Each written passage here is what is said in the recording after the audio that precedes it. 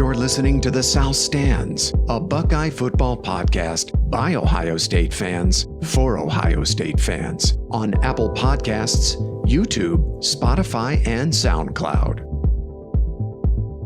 Welcome back to The South Stands, everyone. From San Francisco, I'm your host, Zach Moore. Today is Thursday, November 5th, and I'm very happy to be joined by fellow South Stands contributor, Paige Van Horn. PVH, what's the word out in Denver? Happy Thursday, brother. Happy Thursday. Same to you, my friend. We are also joined by fellow South Stands contributor, Chad Plummer from Northeast Ohio. Chad, how's it going, buddy?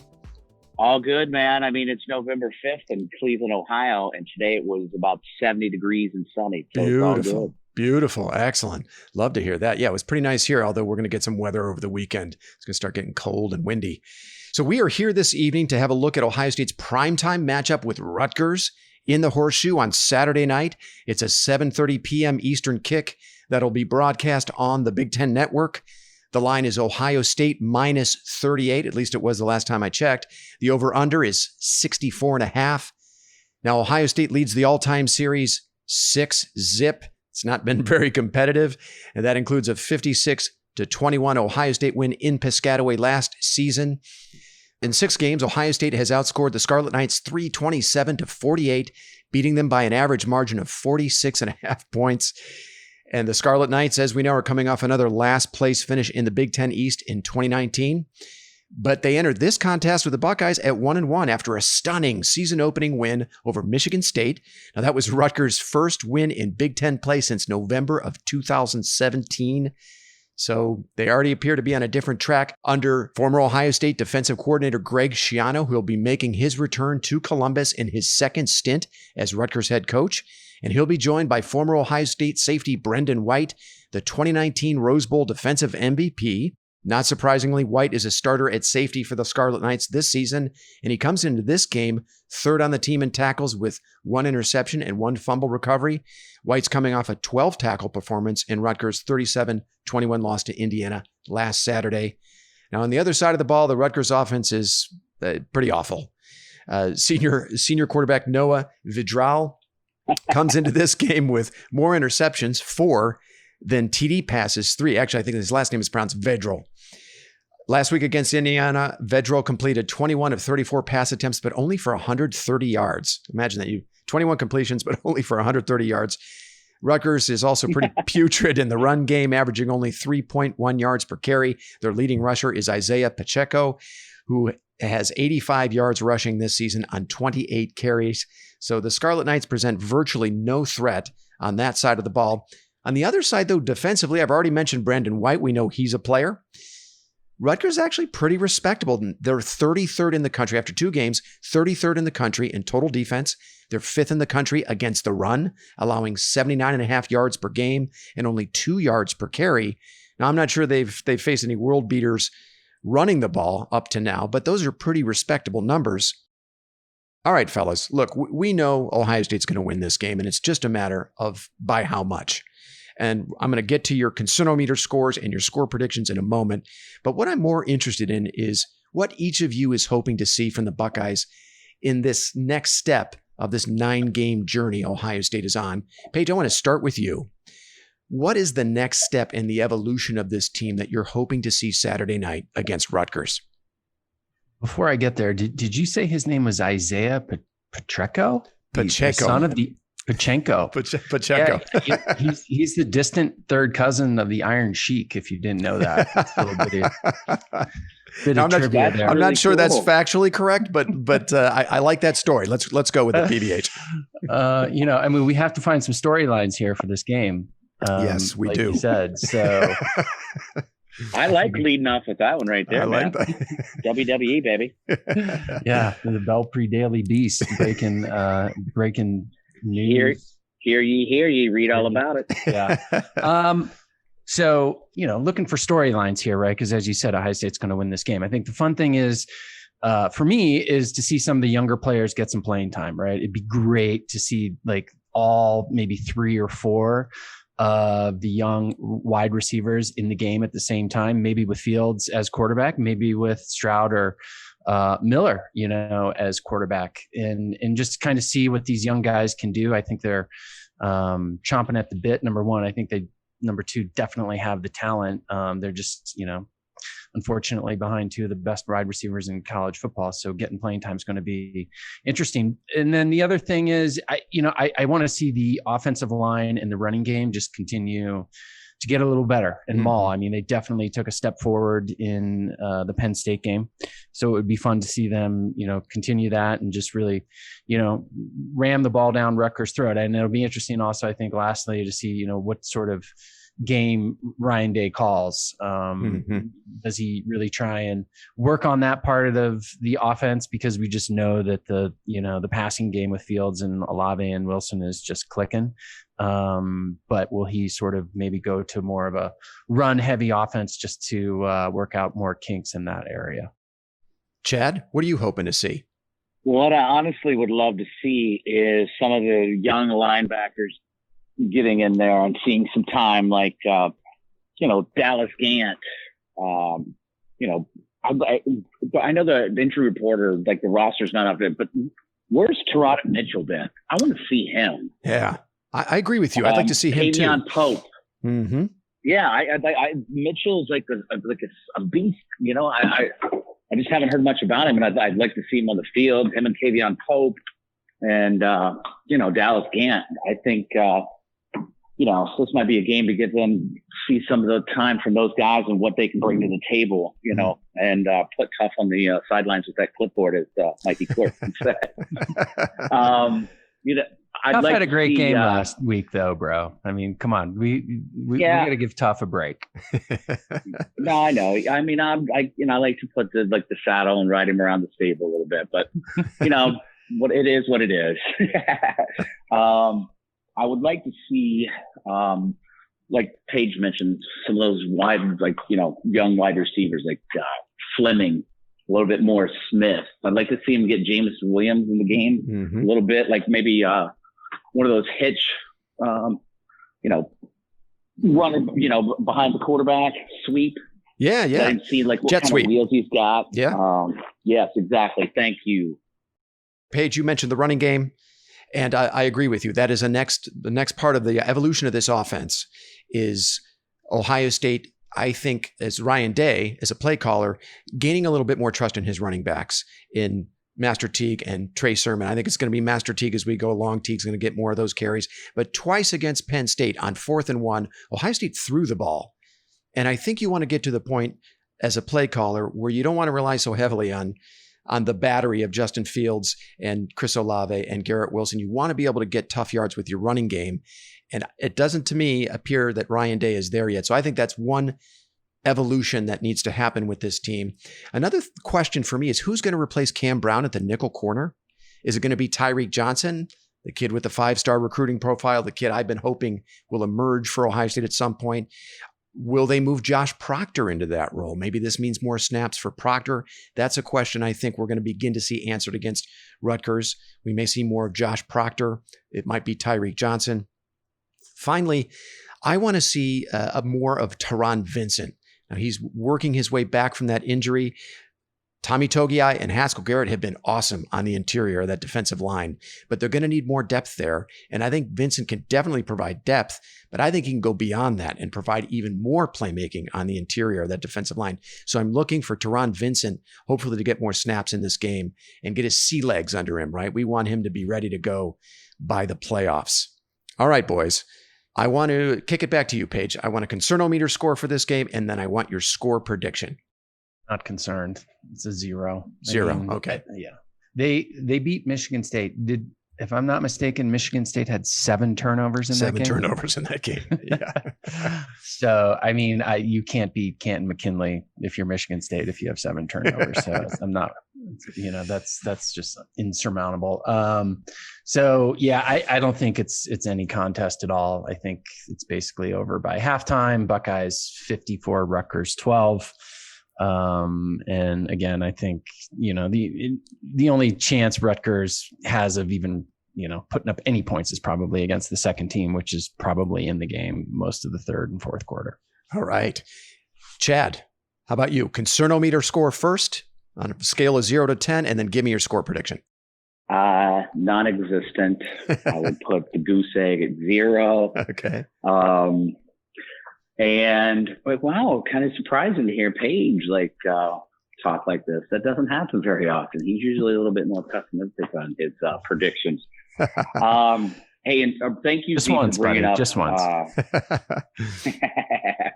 Thank you for bringing up Teron Vincent. I left him off, man. Like you said, if you could get him and Tommy Togai to work like together, like that could be a force to be reckoned with, man. Mm-hmm. Anyways, I'll get to my score. I apologize, but thank you for bringing that up. Yeah. I will say Ohio State 63. The Scarlet Knights 13. 63-13 Ohio State. Paige, you've got it 54-12 Ohio State. I'm with you guys. Concernometer is at 0. Now, I think Schiano has Rutgers playing with more toughness, especially on defense, than any of the Rutgers teams we've seen so far in this series. Now, he's only 2 years removed from his days in Columbus as a defensive coordinator, and no doubt has some familiarity with what Ryan Day and Kevin Wilson like to do as play callers offensively. And he probably has some familiarity with Ohio State's personnel. There are still plenty of kids on the roster from that 2018 Buckeye squad. So maybe Schiano can dial something up to keep this game closer than expected. I don't know. It doesn't look like weather's going to be a factor. Chad, as you said at the top, the weather in Ohio has been beautiful. It looks like it's going to continue on into the weekend. I have Ohio State winning this one 56-14. The Buckeyes cover, but I don't think Day is going to run it up on Schiano. And I think Day needs to start thinking a little bit about protecting Fields, especially after that big hit he took late in the fourth quarter against Penn State. You guys remember that big blindside hit he took? Ohio State was up pretty comfortably at that stage, trying to tack on some extra points. And this could also be a nice opportunity to get either Jack Miller or CJ Stroud a little work at quarterback. So 56-14. I like the Buckeyes. That's pretty close to your score, Page, at 54-12. It is. The price was right, buddy. Indeed. Now, the way you've been predicting lately. 12, 13, and 14. True. We are. That's good. Yeah. Hey, the way you've been predicting lately, Paige, I think I might want to lay some money on your score. Well, yeah, but I was off last week. So, guys, there's 3 other games around the country that I think are of interest to us as Ohio State fans. And I want to get your takes on those real quick. Let's go through these rapid fire. Number 23, Michigan. At number 14, Indiana. Paige, I want to start with you. I don't need a score prediction. Who wins that game, though? As much as I really want to pick Indiana, Harbaugh's been very good at winning those marginal games, right? That he should win. He's just been atrocious at winning games against top 10 teams. That's right. And specifically rivalry games. And so I think he gets it done, actually. And I think it'll be a high scoring game. I actually did write down a score. What I thought it might be is like Michigan 42, Indiana 34. All right. Nothing will make me happier to be wrong on this one. I just kind of feel like Harbaugh, the one, and again, you don't get paid $8 million at Michigan to beat Indiana, but he has done that. So I figure he'll probably continue to do so. So I think Michigan gets it done. Hope I'm wrong. All right. By the way, I meant to mention Michigan is a 3.5 point favorite in this game, and the over-under is 54. Chad, who do you see winning this game? Michigan giving Indiana 3.5, and Indiana, which is kind of like, I guess, puzzling to me, especially the way Indiana's been playing. But I'll go with Michigan as well. You like Michigan in this one? Okay, great. All right. Yes. Michigan's a 3.5 point favorite. They're coming off that putrid performance in the Big House last Saturday, a 27-24 loss to Michigan State. IU comes into this game at 2-0. We know about the big win over Penn State, that controversial win. The Hoosiers had kind of a methodical 37-21 win over Rutgers last week. Indiana's at number 14 in the country. I don't know, man. That seems a little high. I feel like Indiana's a little. There's more value to Indiana when they're in that 20 to 25 range, and number 14 seems a little high to me. I'm with you guys. I think Harbaugh figures out a way to win this one. He hears his doubters this week, and he gets the win. And Michigan is a challenger again to Ohio State in the Big Ten East. So I like Michigan in that one. Okay, let's move to the big one. Number 1, Clemson. At number 4, Notre Dame. As we know, Trevor Lawrence is still recovering from COVID and will not play, but Clemson is still a 5.5 point favorite in this game. The over-under is 51.5. Clemson's coming off a narrow win over Boston College last Saturday. The Tigers overcame an 18-point first-half deficit to eke out a 34-28 win over Jeff Hafley's Eagles. Filling in for Trevor Lawrence was freshman DJ Uyunglele. I'm just going to call him DJ from now on because I have no idea if I pronounce that last name correctly. Paige, who do you like in this game? He's the fifth cousin of the Iron Sheik, by the way. So I haven't watched, truth be told, either of these teams very much this year. But, okay, put on your gambling hat. Clemson was probably looking ahead to this game. And Lawrence was out. I got it Clemson 41, Notre Dame 24. Wow. They run away with it. Okay. Yeah. And, DJ, I don't know anything about that guy. I'll bet my left pinky, he's a 4 or 5 star guy. 5-star. I bet he's pretty freaking good. Yep. So, and you got to knock him off first. I think Clemson's, we all know they're one of the top 3 teams in the country. I think they kind of run away with this one. All right. Chad, before you give your pick, a little more information on this one. I think to inform your pick. In addition to Lawrence, Clemson is going to be down 3 starters on defense, and a 4th is going to miss the first half. Clemson's down their starting middle linebacker, James Skalski. Their starting Sam linebacker, Mike Jones Jr., a starting defensive tackle, and Tyler Davis. And then one of their starting defensive ends, Xavier Thomas, is going to miss the first half because of a targeting ejection last week. Chad, who do you like in this game? Isn't it so funny how, what Notre Dame's number 4 in the country? Yeah. Yet they're at home against Clemson and they're a dog without their starting quarterback. Yeah. That's how much there's no respect for Notre Dame at all. Is that because there's no respect for Notre Dame, or Clemson's pretty freaking good? Yeah, a little bit of both. I guess you could look at. I think it's probably a little bit of both, actually. But I think the Irish loses at home, and then their dreams of making another playoff run, college football playoff, and getting embarrassed will be depleted. So I'll take Clemson in this one. You like Clemson in this one as well? Okay. Yeah, it's interesting. This is going to be more than likely the first of a 2-round title fight for the ACC between these two programs, because I think we're all expecting a rematch in the conference title game, right? And if it were just Lawrence unavailable for this game, I'd be inclined to take Clemson because they are favored. But the additional losses on defense make me think Notre Dame could actually steal this one. Now, here's an interesting number. I heard this today. Notre Dame has not beaten a top 5 opponent since 1993. And they're getting a huge break here. No Trevor Lawrence, and Clemson down several other key starters on defense. I mean, if the Irish can't get a top 5 win in this scenario, when's it ever going to happen for them? Since 1993? 93 27 years? Last time they've beaten a top 5 opponent. Holy shit. Isn't that so crazy? That's crazy. Demeaning everybody, Notre Dame, it's just, they haven't been, relevant since Lou Holtz. They do have one playoff appearance where they got housed by Clemson and really didn't look like they belonged. And we remember not too long ago in the 2011, I believe it was the 2011 BCS title game, they got destroyed by Alabama. Again, they didn't look like they belonged. We've seen them in some other matchups against top tier opponents. They didn't really look like they belonged. I think I'm going to take Clemson by a hair in this game because they still have Travis Etienne, and I think he's the difference. But after watching Clemson struggle at home against BC, I wouldn't be surprised if the Irish pull the upset, despite that stat that they haven't beaten a top 5 team since 1993. Now, if Notre Dame can steal this one, I think this is a very interesting scenario here because I think win or lose in the ACC title game versus Clemson, they'll have a very strong case for that 4th playoff spot. The way I envision this happening, if Notre Dame does eke one out and they take advantage of the losses for Clemson, the personnel losses, and they get this one at home, they lose a competitive game or a semi-competitive game to Clemson in the ACC title game. That's their only loss. I think you make a really strong case there for Notre Dame getting in as well as Clemson. I don't know. What do you think about that, Paige?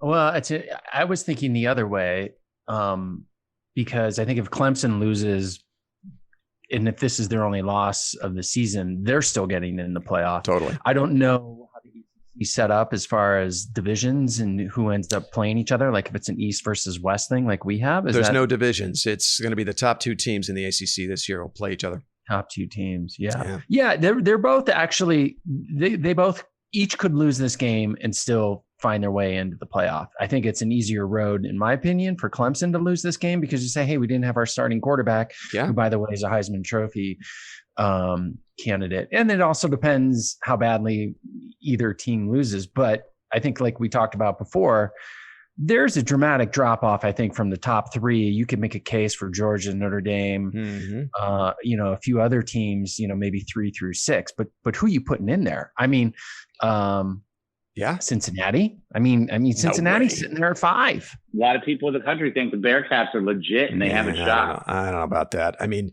look, Cincinnati last year, I was at that game. They came to Columbus, and our friend Doug LeMaurice at Cleveland.com said earlier this week that the Buckeyes basically pulled Cincinnati's legs off and beat them with them in that game. And Cincinnati did not look like they belonged at all in that game. I don't know how much has changed in a year. I think, now look, if Notre Dame loses Saturday against a depleted Clemson team on their home field and then they lose again, I mean, they're out.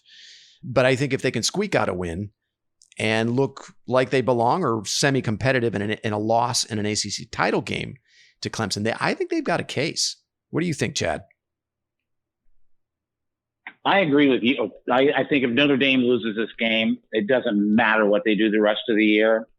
They're not getting into the college football playoff with their track history. Yeah, I agree. Getting blown out. I just don't think it's possible. Yeah, no, I'm with you on that one. Okay, look, I know we're a little pressed for time here, guys, so I want to move on to one more game, another intriguing matchup. Number 8, Florida versus number 5, Georgia. As we know, this game is played on a neutral field at TIAA Field in Jacksonville. The Bulldogs are a 3.5-point favorite. The over-under is 52.5. Paige, how do you see this one? I'm going to put the over-under at 2.5 of on-the-field bras. Just like dudes throwing haymakers and punches and throwing helmets. That's the only thing I have to think about or care about this game. Who wants the over? Who wants the under?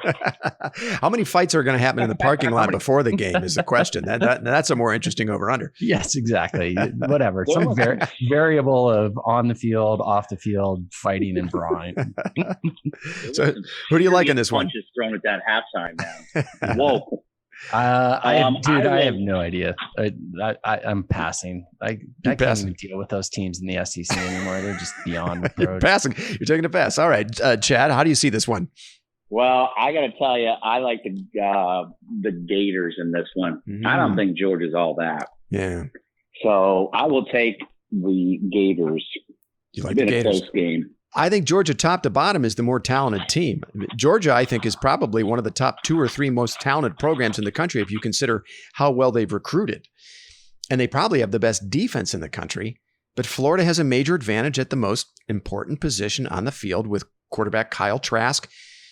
Georgia's quarterback Stetson Bennett, I mean, he's been terrible these last couple of games. He's got 5 interceptions in his last 2 games. He had only 13 pass attempts and 2 picks. No touchdowns last week in an underwhelming 14-3 win over Kentucky. I don't know. Can you win a big game against a top 10 opponent on defense alone anymore? I mean, 10 or 15 years ago, you give the edge to the better defensive team, but I don't know about today. So I'm with you, Chad. I'm with you, Chad. I'm going with Florida, probably in a lower scoring game because I think Georgia's defense is going to keep them in it. But I do think Kyle Trask is the difference. And I like Florida getting out of that game with the win. And Georgia, man, the quarterback position is just dogging them. I mean, that's the one position that's holding them back. And the whole Justin Fields situation is just haunting that program. I mean, imagine if that team had Justin Fields this year. They are your number 1 team in the country and probably your favorite to win it all, like running away, right, Paige? It's almost a fireable offense to let that guy go. And then you're stuck in this quarterback quandary that they're in. That's just, I mean, it's insane. Like the talent of that guy. I mean, my 7-year-old dog Maggie can see that Justin Fields is, a top 2 pick in the NFL draft. Like how they let him go. It's unbelievable. Yeah. Yeah. Well, hey, we're all too happy to take advantage of Kirby Smart's mistake there. Yeah. Chad, what do you think? Thanks, Kirby. Thanks, Kirby. That's all I got to say. But yeah, you think about like a guy who made a business or, a decision like that. And Jake Fromm, I think Jake Fromm is selling Chevys at the big place down in Fulton County. So I'm told. Yeah. Anyways, I like Florida, man. I think there's some good football this weekend. Yeah, it's a really good slate. I'm looking forward to it. And a lot of good football. Fingers crossed here with no more COVID cancellations. There's actually been quite a few this week alone. But yeah, a very promising slate from start to finish, starting at 9 a.m. and finishing with the late games. I'm really looking forward to it. Hey, guys, I know we're pressed for time. We're right at about 30 minutes. PVH, I know you got to bounce. So why don't we end it here? And we will we will reconvene on Sunday to recap Ohio State Rutgers. You've been listening to the South Stands, a Buckeye football podcast. You can follow us on Twitter, Instagram, and Facebook, and visit our website at southstandsosu.com.